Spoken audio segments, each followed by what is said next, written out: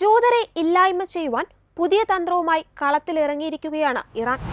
Israeli സ്ഥാപനങ്ങളെയും ജൂതരെയും ലക്ഷ്യം വെച്ചാണ് ആക്രമണമെങ്കിലും ഇത്തവണ കൗമാരപ്രായക്കാരായ കുട്ടികളെ ഉപയോഗിച്ചാണ് ഇറാന്റെ തീവ്രവാദ പ്രവർത്തനമെന്നാണ് സ്വീഡൻ ഇന്റലിജൻസ് ഏജൻസി പുറത്തുവിട്ട റിപ്പോർട്ടിൽ പറയുന്നത്.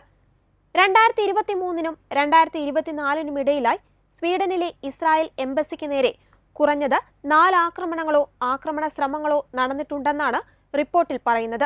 ആക്രമണ സംഭവങ്ങളിൽ വെടിവെപ്പുകളും ബോംബിംഗ് ശ്രമങ്ങളും ഉൾപ്പെടുന്നുണ്ട്. ക്രിമിനൽ സംഘങ്ങളിൽ ഉൾപ്പെടുന്നവരിൽ കൂടുതൽ പേരും 18 വയസ്സിന് താഴെ പ്രായമുള്ളവരാണെന്നതാണ് അമ്പരപ്പിക്കുന്ന മറ്റൊരു വസ്തുത.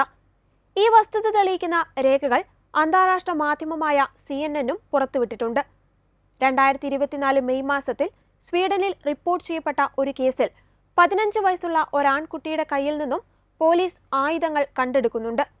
ഒരു ദിവസത്തിനു ശേഷം സമാനമായ രീതിയിൽ ഇസ്രായേൽ എംബസിക്ക് സമീപത്തു നിന്നും 14 വയസ്സുള്ള ഒരാൺകുട്ടിയെ സെമി ഓട്ടോമാറ്റിക് പിസ്റ്റളിൽ നിന്ന് വെടിയുതിർത്തതിനെ തുടർന്ന് പോലീസ് അറസ്റ്റ് ചെയ്യുന്നുണ്ട്.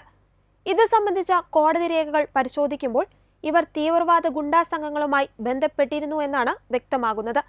സമാനമായ മറ്റൊരു കേസിൽ ഇസ്രായേലി ടെക് കമ്പനിക്ക് നേരെ വെടിയുതിർത്തതിന് 13 വയസ്സുള്ള ഒരാൺകുട്ടിയെ അറസ്റ്റ് ചെയ്തതായും റിപ്പോർട്ടുകളുണ്ട്. ജൂത പ്രവാസികൾക്കെതിരെ ആക്രമണം നടത്താൻ ഇറാൻ ക്രിമിനൽ സംഘങ്ങളെ വാടകയ്ക്കെടുക്കുന്നുവെന്ന് SAPO മുമ്പും ആരോപിച്ചിരുന്നു. എന്നാൽ ടെഹ്റാൻ ഈ ആരോപണങ്ങൾ പാടെ നിഷേധിക്കുന്ന സമീപനമാണ് സ്വീകരിച്ചത്.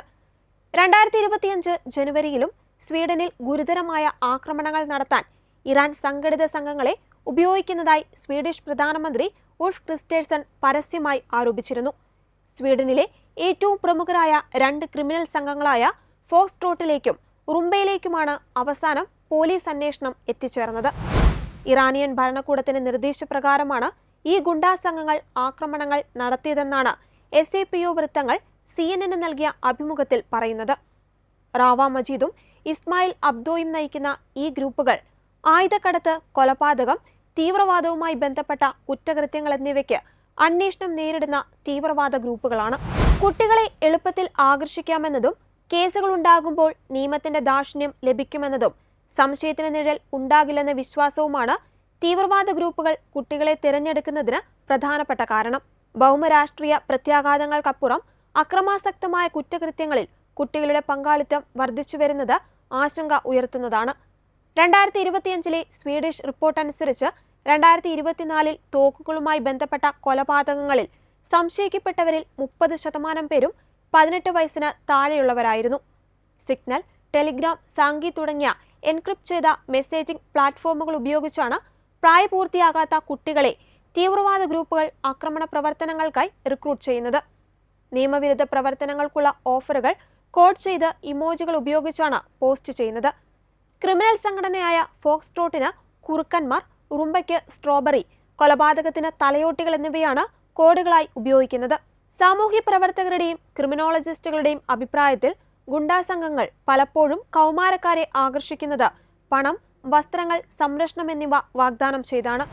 ഇത്തരം കുറ്റകൃത്യങ്ങൾ സമൂഹത്തിൽ വ്യാപക പ്രത്യാഘാതങ്ങൾ സൃഷ്ടിച്ചതിനെ തുടർന്ന് സ്വീഡൻ, ഡെൻമാർക്ക്, മറ്റ് നോർഡിക് രാജ്യങ്ങളിൽ നിന്നുള്ള മന്ത്രിമാർ മെറ്റ, ഗൂഗിൾ, ടിക്ടോക്ക്, സ്നാപ്ചാറ്റ് പ്രതിനിധികളുമായി കൂടിക്കാഴ്ച നടത്തിയെങ്കിലും ടെലിഗ്രാം പോലുള്ള എൻക്രിപ്റ്റ് ചെയ്ത പ്ലാറ്റ്ഫോമുകൾ യോഗത്തിൽ പങ്കെടുത്തില്ല എന്നതും ആശങ്ക ഉയർത്തുന്നതാണ്. അതേസമയം തീവ്രവാദം വ്യാപിപ്പിക്കുവാൻ ക്രിമിനൽ സംഘങ്ങളെ, പ്രത്യേകിച്ച് കൗമാരക്കാരെ ഉപയോഗിക്കുന്ന പ്രവണത ഇസ്രായേലി നയതന്ത്ര ഉദ്യോഗസ്ഥർക്കും ജൂത സ്ഥാപനങ്ങൾക്കും മാത്രമല്ല, യൂറോപ്പിലുടനീളമുള്ള പൊതുസുരക്ഷയ്ക്കും വർദ്ധിച്ചുവരുന്ന ഭീഷണിയാണെന്ന് വിദഗ്ധർ മുന്നറിയിപ്പ് നൽകുന്നുണ്ട്.